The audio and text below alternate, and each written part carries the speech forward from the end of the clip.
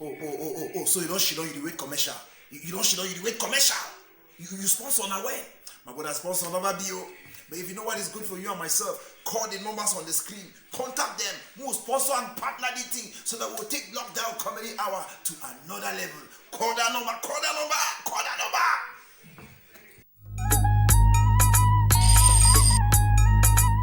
Yes, call those numbers like Mimi Bayer did and bless us with something. If you're a man of God and you have a crusade coming up, sir, this is the numbers to call.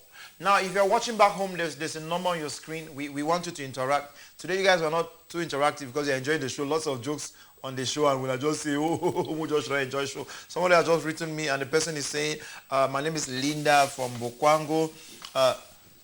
For Oboy Da Comic, for my wedding, as a comedian, I will pay him 500,000 francs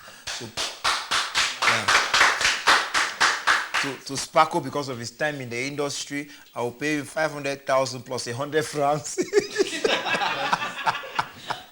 And his reason, she says her reason is simple. You guys have been working pretty hard, and we believe, whether people like it or not, our comedy industry on the map. Can we clap for that? Second SMS from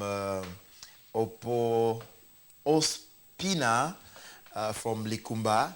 She says, whatever the amount the comedian will put out there for me to pay for my event, I will definitely pay because you guys have been putting in the work. One other SMS. Can we jam our hands together, please?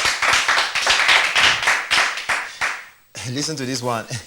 Some years back, we were talking music in the industry after we almost started talking about movies. But when comedy came up, after music in this country is comedy. I'm against the fact that musicians should be paid more than comedians. Comedians, they are placed there. So dear comedians, keep putting value in your thing and your craft, and people you pay you your worth. Can we jump our hands for that? So Jello, that matters arising after this jingle. Matters arising, ladies and gentlemen, on Lockdown Comedy Hour.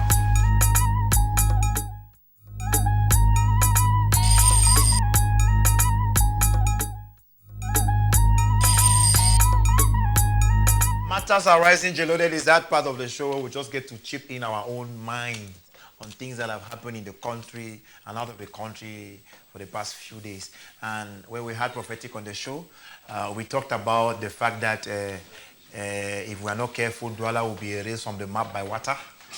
Yes. They say they have closed the borders, and they have closed the borders. You know, we don't know where that water will go to, whether will swallow all we. And the other matter that came up was that the Minister of Territorial Administration has said and insists and signed a big letter that any rudimentary weapon bought from the market must be registered. Yes, and that was simply because a lot of butchering of people have been happening recently. If you've been current with issues happening on the social media, and Minister thinks that if people should register their colours, we'll now get to know when you go and champion somebody, where the colours is coming from. So let's start with the water. Do you really think Douala was necessary? Well, in the first place. Well, because that town is populated, my brother. Overpopulated. Do you know that in Douala you sneeze and you hit your head on something? You are hitting yourself on another person standing beside you. We're too tight. What is even more annoying about Douala, most parts of Douala, is that you cannot even see good air to breathe. Awesome. Annoying. The place, I'm sorry, but it kind of like stinks. It really stinks. I hate Douala with a passion. I like my country, but I hate Douala with a passion. Why?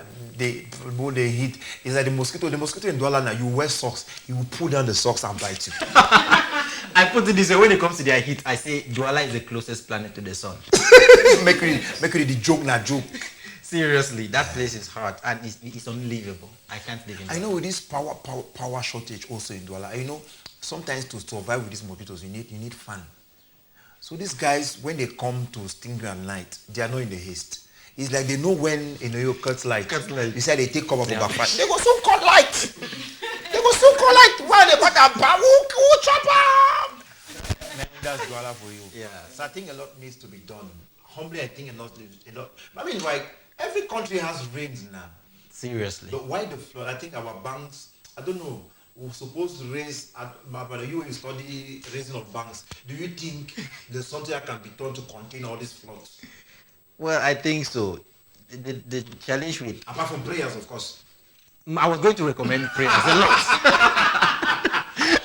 I was going to, but now I don't want prayers. Obviously, we don't need prayer. I think that if resources are channeled rightly, that sea is not something, that flood is not something that should happen in a city like Douala. I know. It's an Our economic capital for that matter.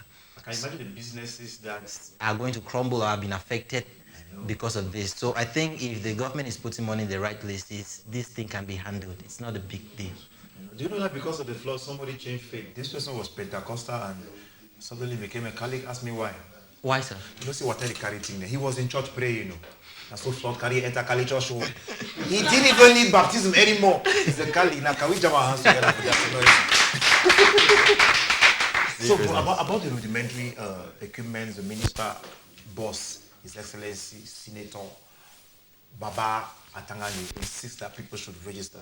Do you think registering rudimentary tools bought from the market at the level of the DO will reduce the crime wave that has been the talk of the day recently? When I heard about it and I read that bill, please, I'm sorry, but it was ridiculous. Because I don't see how that is going to achieve anything. Okay, how are they intending to do it? The explanation was that they'll be able to trace where you bought that machete. So why would I kill somebody and leave the machete? I know. I go with my machete. So how would you trace that? So I don't. It's not effective. It's just a bill that I don't know how they promulgated that into law. Anyway, one thing I've learned because I'm a civil servant. When the law is passed, nobody is above the law because lawmakers are out there doing the laws. You back home can only make your own law reign by protesting peacefully in a pacific way. So I think the only thing to do right now is just do what the government has said you should do. So henceforth, when I'm living for the farmer, why would remind me? Babe, that collapse, you don't register now. Because if you go to a kiss snake, the snake goes to you. So loaded. Man, it's been an amazing time with you, man. With you, we can talk for the whole day. And with you, there's always so much lesson to take out of every chat we have with you. So by this point in time, I want us to talk about somebody else. Okay. I want us to talk about somebody else. You came up with something that has blessed so many couples. I in particular, because I'm a married man, and of course my brother watching as we speak, Pastor Menko, Pastor Rufus. Man, you dish out prophecy with that show as if God gave it only to you. So I don't want us to talk much. I want us to watch one of the skits our brother did in a different genre, in a different way. Ladies and gentlemen, Pastor Rufus for you.